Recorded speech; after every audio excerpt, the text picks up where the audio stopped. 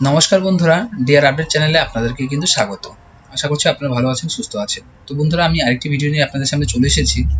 অনেকেই এসে আমাকে জিজ্ঞেস করে বা ফোন করে, বলে দাদা লক্ষ্মীর ভান্ডারের ফর্মটা কি করে ফিল আপ করবো? দুয়ারে সরকার থেকে ফর্ম দিচ্ছে, কিন্তু আমরা ফিল আপ করতে পারছি না, ভয় হচ্ছে, আপনি একটু বলে দিন না। তো সেই সব মহিলাদের জন্য বলছি, আপনারা নিজেরাই ফর্ম ফিল আপ করতে পারবেন ঘরে বসে, খুব সহজে। কি করে? আমার এই ভিডিওটা দেখতে থাকুন, স্ক্রিপ্ট না করে লাস্ট পর্যন্ত দেখতে থাকুন। চ্যানেলটাকে সাবস্ক্রাইব করে রাখুন, শেয়ার করে রাখুন, কমেন্ট করে রাখুন।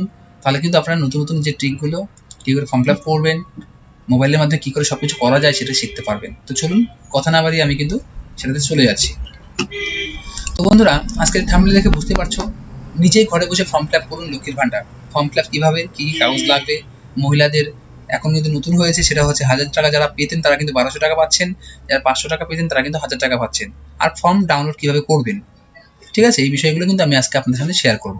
তো চলুন, দেখুন, এটা হচ্ছে লক্ষ্মীর ভান্ডারের ফর্ম। আপনাদের যেটা করতে হবে, দুয়ারে সরকার থেকে প্রথমে এইরকম একটা ফর্ম নিতে হবে। দেখতেই পাচ্ছেন ফর্মটা কিন্তু বেশি বড় না, ফর্মটা 3টা পেজের হয়ে থাকে। লাস্টের অংশটা আপনাদের ছেড়ে দেয়, আমি সব বুঝিয়ে দেবো, কী করে ফিল আপ করবেন সেটা বুঝিয়ে দিচ্ছি এখন। সর্বপ্রথম যে কাজটি সেটা হচ্ছে আপনার দুয়ারে সরকার থেকে ফর্মটা নেওয়া, নিয়ে এখানে একটা আপনার রিসেন্ট পাসপোর্ট সাইজের ছবি এখানে সেটে দেওয়া, ঠিক আছে। তারপরে শুধু এখানে কি লেখা রয়েছে দেখুন, application ID for office only. এখানে আপনাকে কিচ্ছু করতে হবে না, আপনি একদম ফাঁকা রেখে দিন, কোনো সমস্যা নেই। সরি। তো তারপরে কি করবেন, তারপরে আপনি চলে আসুন নিচে। নিচে এসে দেখুন এখানে লেখা রয়েছে দুয়ারে সরকার রেজিস্ট্রেশন নাম্বার। এখানে আপনাকেও কিছু করতে হবে না, এটা কিন্তু সব অফিসেই করবে, ঠিক আছে, আপনাকে কিচ্ছু করতে হবে না। আপনি নিচে চলে আসুন, আপনার এইখান থেকে কিন্তু ফিল আপ করতে হবে। দেখুন পরিষ্কার লেখা রয়েছে, উপরের সংখ্যাটি দুয়ারে সরকার ক্যাম্প থেকে পাওয়া যাবে। এই সংখ্যাটি লিখলে তবেই আবেদনপত্রটি জমা নেওয়া হবে, অন্য কোনো ফর্ম জমা নেওয়া হবে না। তার জন্য বন্ধুরা, আপনারা অনলাইন থেকে নেবেন না ফর্মটা, দুয়ারে সরকার থেকে ফর্মটা দিচ্ছে এবং লিখে দিচ্ছে ওরা নাম্বারগুলো, ঠিক আছে। নেক্সট আমরা কি করবো, দেখুন এখানে পরিষ্কারভাবে বাংলা ভাষায় লেখা রয়েছে স্বাস্থ্যসাথী কার্ড নাম্বার। এখানে দেখে আপনার যে স্বাস্থ্যসাথী কার্ডটা রয়েছে সেটা দেখে দেখে সুন্দর করে এখানে স্বাস্থ্যসাথী নাম্বারটা লিখে দেবেন। তারপর নেক্সট কি রয়েছে, আধার নাম্বার। এখানে কিন্তু আপনার যে আধার কার্ডটা রয়েছে সেই আধার নাম্বারটা এখানে সুন্দর করে লিখে দেবেন। তারপর কি রয়েছে দেখুন, আবেদনকারীর নাম কোথায় লিখবেন, দেখুন এখানে লেখাই রয়েছে প্রথম নাম। প্রথম নাম অর্থাৎ আপনার যে, ধরুন আমি একজনের নাম বলছি, সেই নামটা এখানে কি করে বসাতে হবে এবং এখানে কি করতে হবে, এবং মিডল নেমে বা কি করতে হবে। ধরে নেওয়া হল চুমকি, চুমকি রায় চৌধুরী। এবার আপনি এখানে কি করে লিখবেন, এইখানে প্রথমে ফার্স্ট নেমের জায়গায় লিখবেন চুমকি, তারপরে মিডল নেমের এখানে লিখবেন রায়, এবং লাস্ট পদবীর জায়গায় লিখবেন চৌধুরী। তাহলে আপনার 3টি নামে কিন্তু এখানে স্টেপ বাই স্টেপ বসে গেল। বোঝা গেল বিষয়টা? আচ্ছা, তারপরে অংশটা চলুন আমরা দেখে নিচ্ছি কি করতে হবে। তারপরে দেখুন এখানে লেখা রয়েছে মোবাইল নাম্বার। আপনার যে 10 সংখ্যার মোবাইল নাম্বার সেটা কিন্তু এখানে বসিয়ে দিতে হবে, এবং আপনার যদি ইমেল আইডি থাকে তাহলে কিন্তু এখানে দিতে হবে। এটা কিন্তু কম্পালসারি না, দিতে পারেন না পারেন। যেসব জায়গায় দেখবেন এই রেড চিহ্নগুলো রয়েছে, এই যে রেড চিহ্নগুলো রয়েছে সেগুলো কিন্তু কম্পালসারি আপনাকে দিতে হবে, নাহলে পরে কিন্তু সেটা কিন্তু ফর্মটা রিজেক্ট হয়ে যাওয়ার সম্ভাবনা বেশি। আচ্ছা, তারপরে দেখুন এখানে বলা রয়েছে যে জন্ম তারিখ। এখানে আপনার জন্ম তারিখটা প্রথমে এখানে কি করবেন, আপনার যে দিনটা রয়েছে সেটা দেবেন এখানে, তারপরে এখানে মাসটা দিয়ে দিবেন, তারপরে এখানে সালটা আপনারা দিয়ে দিবেন, ঠিক আছে, সুন্দর করে। তারপরে আপনার 1/1/2024 হিসেবে কত বছর বয়স হচ্ছে সেটা কিন্তু এখান থেকে সুন্দর করে দিয়ে দিবেন, ঠিক আছে। তারপরে নেক্সট আসছি তারপরের অংশগুলো। দেখুন তারপরে রয়েছে, এখানে রয়েছে পিতার নাম। আপনার বাবার নামটা এখান থেকে সুন্দর করে লিখে দেবেন একই উপায়ে যেটা উপরে দেওয়া ছিল। তারপরে আপনার মায়ের নাম এবং তারপরে আপনার স্বামীর নাম। যদি আপনি মনে করেন যে আপনি বিবাহিতা তাহলে আপনার স্বামীর নাম দিতে পারেন, আপনি যদি আনম্যারিড হয়ে থাকেন তাহলে দেওয়ার প্রয়োজন নেই, ঠিক আছে, এটা গ্যাপ রেখে দেবেন। তারপরে দেখুন এখানে রয়েছে জাতি, ঠিক আছে, এসসি এসটি ওবিসি আদার্স, যেটা হবে সেখান থেকে কিন্তু এখানে আপনি টিকমার্ক দিয়ে দিচ্ছেন। টিকমার্ক দিয়ে কি করছেন, টিকমার্ক দেওয়ার পরে এখানে সেই দেখুন লেখাই রয়েছে এখানে শংসাপত্রের নাম্বার, অর্থাৎ সেই সার্টিফিকেটের নাম্বারটা, ডিজিটাল নাম্বারটা এখানে কিন্তু আপনারা সুন্দর করে ফিল করে দেবেন, ঠিক আছে। তাহলে এই অংশটা কাজ কমপ্লিট হয়ে যাবে। তারপরে নেক্সট কি রয়েছে, নেক্সট রয়েছে এখানে আপনার যোগাযোগ, আপনার যে ঠিকানা সেটা সুন্দর করে আমি বলে দিচ্ছি। দেখুন এখানে স্টেট ওয়েস্ট বেঙ্গল লেখাই রয়েছে, কারণ এখানে ওয়েস্ট বেঙ্গলেই লক্ষ্মীর ভান্ডার চালু রয়েছে, বাইরে কোথাও নেই, সেই জন্য।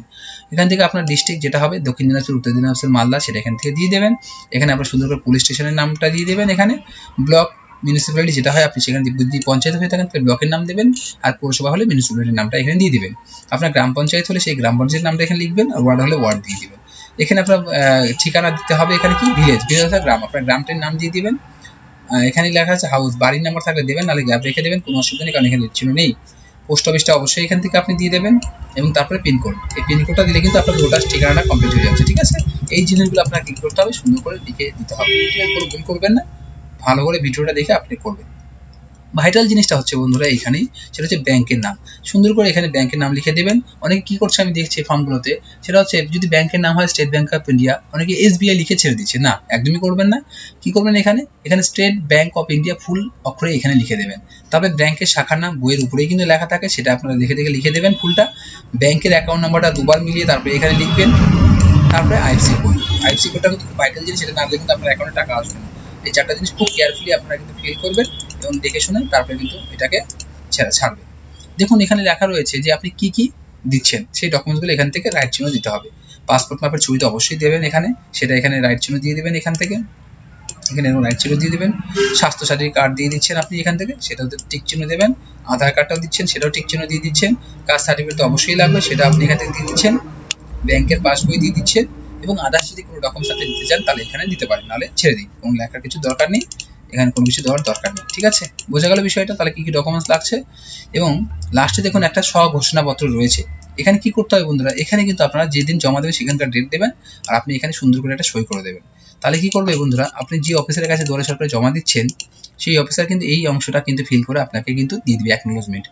ঠিক আছে, এই অ্যাকনোলেজমেন্ট দিলে স্বাস্থ্যসাথী কার্ড নাম্বার থেকে শুরু করে সবকিছু কিন্তু এখানে বসানো থাকবে।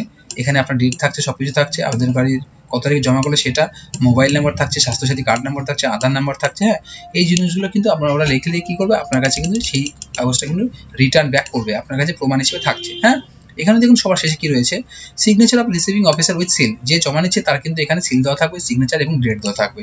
এটা আপনার কাছে প্রুফ যে আপনি ফর্ম ফিল করেছেন। এই ছিল বন্ধুরা আজকের এই লক্ষ্মী ভান্ডার ফর্ম ফিল। অনেকে সমস্যা হচ্ছিল, তার জন্য তাদের জন্য ভিডিও তৈরি করা। আশা করছি আমার ভিডিওটা আপনাদের সবারই ভালো লেগেছে। আর ভালো লাগলে কি করতে হবে বন্ধুরা, সাবস্ক্রাইব করতে হবে, লাইক করতে হবে, শেয়ার করতে হবে, কমেন্ট করতে হবে। আশা করছি আমার ভিডিওতে আপনারা একটু হলেও উপকৃত পেয়েছেন। আশা করছি অনেক ধন্যবাদ। পরের ভিডিও নিয়ে আসছি, তার জন্য শুভরাত্রি।